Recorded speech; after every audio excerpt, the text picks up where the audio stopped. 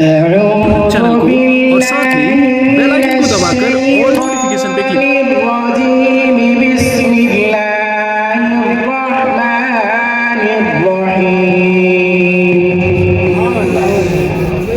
وما تلك بيمينك يا موسى قال هي عصاي أتوكأ عليها وأهش بها على غنمي ولي فيها مآرب أخرى